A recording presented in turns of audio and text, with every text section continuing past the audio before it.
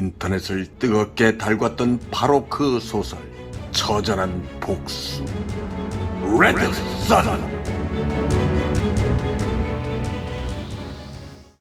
제10회 해체. 이때 밖에서 태산이라도 무너뜨릴 듯한 함성이 차츰차츰 크게 들려오기 시작한다. 채미화가 순간 새파랗게 질린 음성을 다급히 내뱉는다. 민수씨, 빨리 피해야겠어요. 놈들이 몰려와요. 정민수도 밖을 향해 고개를 돌린다. 저마다 손에는 각기 다른 연장을 소지한 채 숫자를 헤아릴 수 없을 정도의 조직적으로 이루어진 깡패들이 달려오는 것이 보인다. 마치 그 모습은 검은 구름대와 같았다. 아니, 어떻게 알고?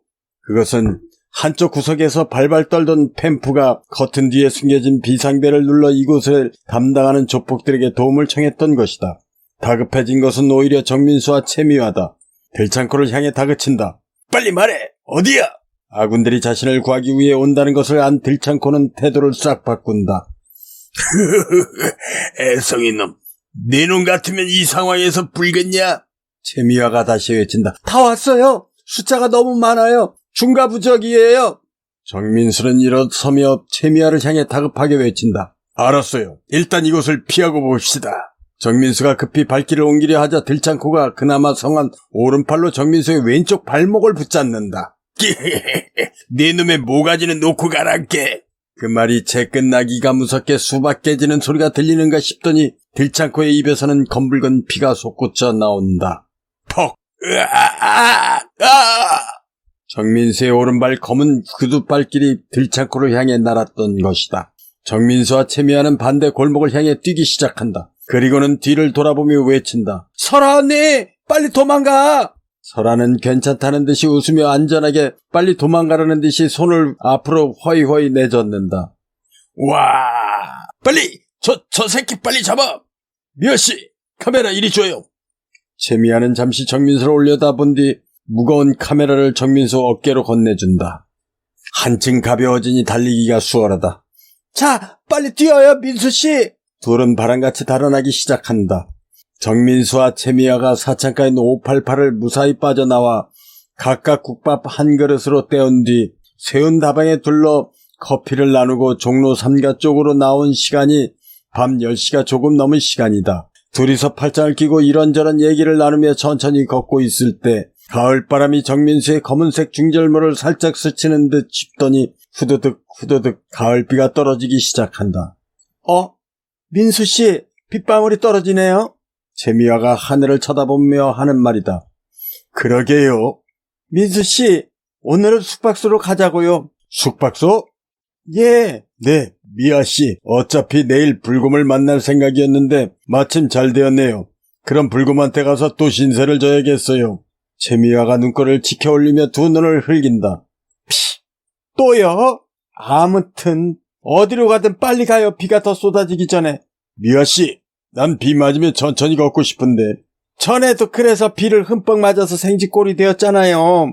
정민수는 조금 미안한 생각이 든다. 얼마 전 대학가에서 채미화와 밤늦게 데이트를 하다가 경찰에 검문에 걸렸을 때 서로가 기지를 발휘해 빠져나올 당시도 비가 내렸고 숙박소를 원하던 채미화를 달래서 불곰한테 하룻밤 신세를 진 적이 있다.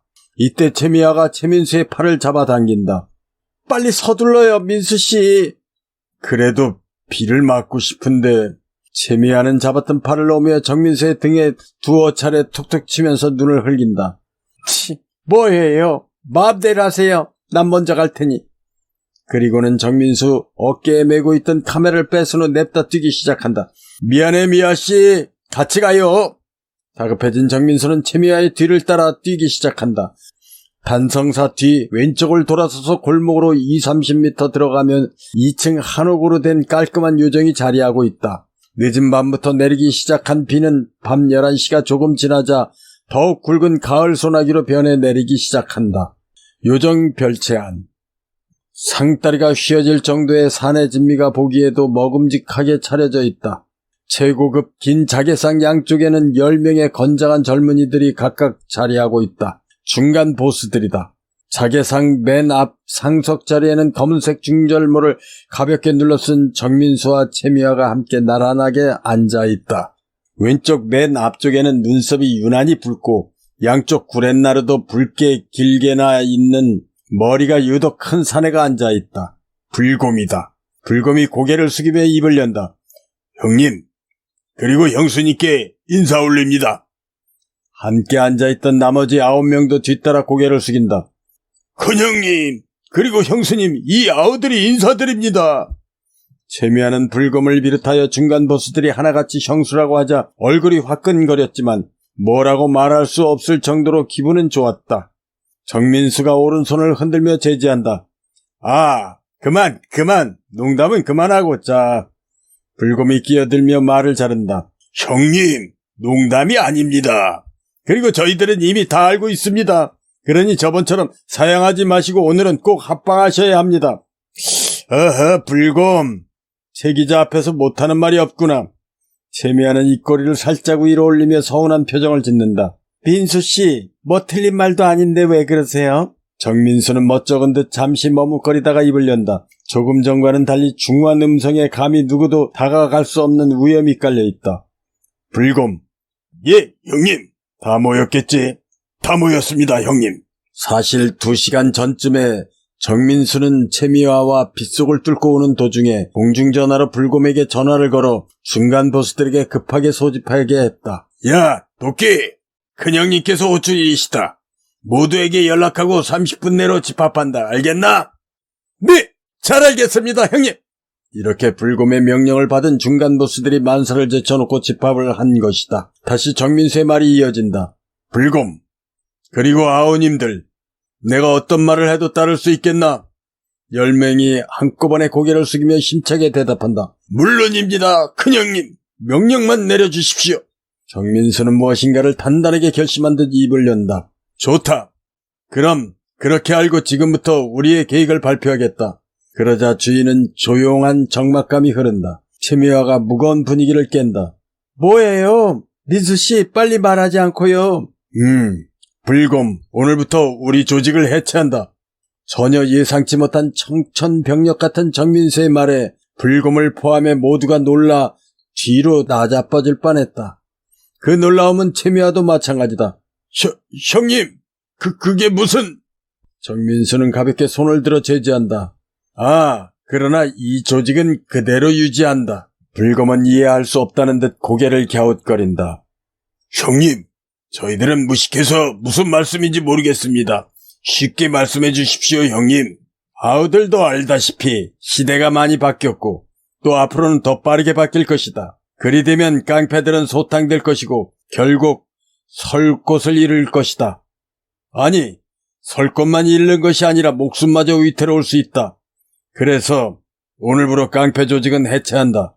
형님, 그렇다면 주먹으로만 살아온 무식한 저희들은 뭘 먹고 삽니까? 정민수는 대답 대신 불곰을 쳐다본다. 불곰, 자금은 어떻게 되나? 예, 형님. 어떤 일이든 할 수 있을 정도로 넉넉합니다. 한강신문을 창간한 후부터는 종로에서 나오는 자금은 불곰이 관리해왔다. 정민수는 고개를 끄덕인다. 됐다 그럼. 채미와도 의아한 모습으로 정민수를 빤히 쳐다본다. 불곰, 내일부터 당장 전국의 한강신문 지사 설립에 들어간다. 각 지사장직은 이곳에 모인 아우들이 지사장직을 맡는다. 그리고 각 지사에는 2개 이상의 지부를 둔다. 그 지부장직도 조직원들이 맡는다. 불곰이 무릎을 꿇으며 고개를 숙인다. 형님, 무식한 저희들은 그런 큰일을 할 수 없습니다. 거두어 주십시오, 형님. 불곰의 말이 끝나자 중간 보스들이 한결같이 무릎을 꿇는다. 거두어 주십시오, 큰형님. 시끄럽다. 전국 총책임은 불곰이 맡고 조직관리는 흑표, 즉 김 실장이 맡는다.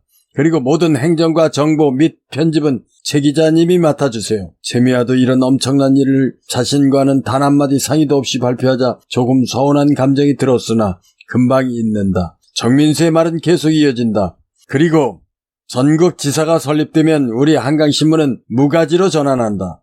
이때 맨 끝에 앉은 중간 보수 중 한 명이 궁금한 듯 끼어든다. 큰형님, 무가지가 뭡니까? 그러자 옆에 있던 중간 보수가 어깨를 툭 친다.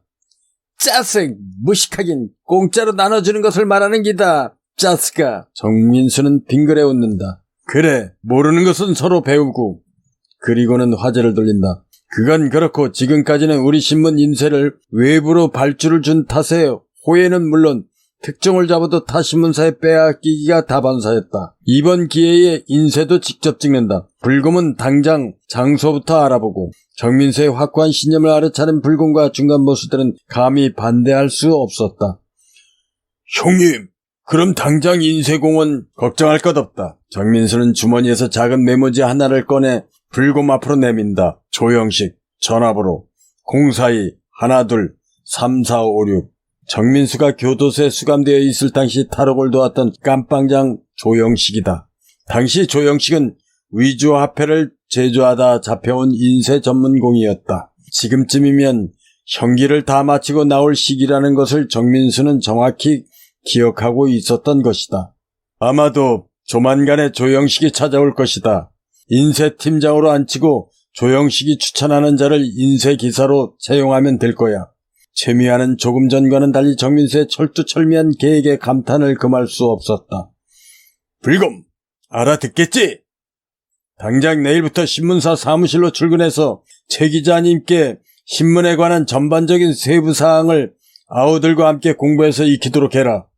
잠시 동안 대답이 없고 침묵이 흐르자 정민수는 상을 툭툭 친다. 불곰, 왜 대답이 없나? 그제야 결심한 듯 강단 있는 어조로 입을 연다. 알겠습니다, 형님. 최선을 다해보겠습니다.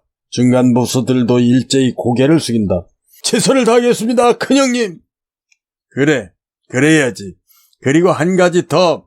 이 사업을 할 수 없는 조직원들에게는 이런 암흑생활을 청산할 수 있도록 구멍가게라도 해서 살아갈 수 있게 넉넉히 챙겨주고, 불검은 세세하게 챙겨주는 정민수에게 무한한 존경심이 더해졌다. 물론 그곳에 모인 중간 보수들의 마음에도 존경심이 샘물처럼 솟아오른 것은 마찬가지다. 잘 알겠습니다, 형님. 자, 앞에 있는 잔을 들어 건배를 하지. 건배사는 불곰이 선창한다. 알겠습니다, 형님. 불곰은 기다렸다는 듯이 벌떡 일어나 잔을 높이 지켜든다. 자, 제가 선창하겠습니다. 모두 후창하여 주십시오. 잔소리가 길어지자 중간 보수들이 일제히 외친다. 빨리 선창하십시오, 형님. 자, 그럼 오늘 밤 형님과 형수님의 순조로운 합방을 위하여 건배! 그러자 작은 방이 터져나갈 듯 소리를 지른다. 위하여! 채미아는 기분이 좋아져서 큰 소리로 후창을 했지만 정민수는 이와는 반대로 모기 소리보다 조금 더 컸을 뿐이다. 불곰이 한마디 거둔다. 형수님, 형님은 여자에 대해서는 쑥맥이니 잘 리드해 주셔야 합니다. 아무리 발랄한 성격의 채미하지만 노골적인 불곰의 말에는 얼굴이 화끈거려 제대로 쳐다볼 수가 없다. 이때 정민수가 화제를 바꾼다. 자, 농담들 그만하고 우리들의 새로운 사업을 위해 마음껏 즐기도록 하지. 예, 형님. 불곰과 중간 보수들은 숱한 생사를 갈림길에서 죽을 고비를 넘기며 아슬아슬한 줄타기로 살아온 자신들의 삶이 영화의 스크린처럼 지나갈 때 아쉬움도 함께 지나갔다. 그러나 이들의 도검이 난무하는 이 지긋지긋한 조직폭력배 생활을 청산하고 새로운 사업으로 인간답게 살아갈 생각을 하니 마음이 들떠 도대체 술이 취하지 않는다. 건배! 위하여! 형님, 그러지 말고 한잔하시지요. 그럴까? 형수님도 한잔하세요. 예, 고마워요. 자, 불곰씨도 한잔하세요. 예? 불곰씨? 불곰씨라는 채미와의 말에 좌중은 고개를 뒤로 젖히며 웃는다. 채미와도 덩달아 웃는다. 이렇게 부어라 마셔라 주거니 받거니 웃고 즐기는 사이 밤은 깊을 대로 깊어간다. 그뿐만 아니라 조폭들의 딱딱한 언어와 경직되고 절제된 행동도 어느덧 사학가들이라도 다 된 듯 부드럽고 순화된 언어로 변해 있다. 이때 불곰이 일어나며 왁자지껄하게 시끄러운 분위기를 두 손으로 흔들며 좌중을 진정시킨다. 자, 잠깐만. 형님과 형수님이 많이 취하신 듯하니 VIP 특별실로 모셔서 두 분이 편히 쉬실 수 있도록 해드리고 우리끼리 계속 더 흥에 더 취해보는 것이 어떨까요? 불금의 말에 나머지 중간 보수들도 모두가 환호하며 찬성한다. 좋습니다, 형님. 대찬성입니다. 그럼 다 같이 일어나 형님과 형수님을 모십시다. 예, 형님. 불금이 정민수 앞으로 다가간다. 형님, 저희들이 형수님과 함께 VIP 특별실로 모시겠습니다. 정민수는 흥에 취해 술잔을 주고받는 동안에도 검은 중절모만 살짝 삐뚤어졌을 뿐 한치의 흐트러짐도 없다. 반면에 채미와는 이미 술에 반쯤은 취한 듯 불곰과 그의 부하들이었던 중간보스들과 어울리며 흥에 겨워하고 있다. 정민수는 살짝 삐뚤어진 중절모를 고쳤으며 불곰을 쳐다본다. 아우님들, 성인은 고맙지만 우리도 여기서 함께 어울리면 어떻겠나? 안 됩니다, 형님. 지난번에도 함께 밤을 지새웠는데 오늘은 그렇게 할 수 없습니다. 왜들 다 최 기자님과 나를 못 쫓아내서 한다리지? 형님, 그걸 몰라서 말씀하시는 겁니까? 특히 형님께서 함께 계시면 저희 아우들이 불편해합니다. 또 형수님도 힘들어 보이고요. 정민수가 빙그레 웃는다. 왜? 불곰 아우는 편하고? 불곰은 머리를 극적인다. 형님, 사실 저도 많이 불편합니다. 알았다. 내가 그리 불편하면 먼저 일어나지. 정민수는 조금 비뚤어진 중절모를 살짝 고쳤으며 자리에서 일어난다. 아주 약간 눈에 띄일 듯 말 듯 비틀거렸지만 누구 하나 눈치를 챌 수 없을 정도의 반듯한 자세다. 형님과 형수님을 저희들이 안내하겠습니다. 정민수는 손을 들어 거절했지만 막무가내다. 형님, 저희들이 모실 수 있는 마지막입니다. 저희들이 안내하겠습니다. 불금의 그 말에 중간 보수들도 일제히 일어나 입을 연다. 그렇게 하도록 허락해 주십시오, 형님. 정민수는 한눈 섰다는 듯 고개를 끄덕이며 이들의 뒤를 따른다. 채미와의 얼굴에는 수줍음이 가득했지만 마냥 즐거운 듯 정민수의 팔짱을 끼며 뒤따른다.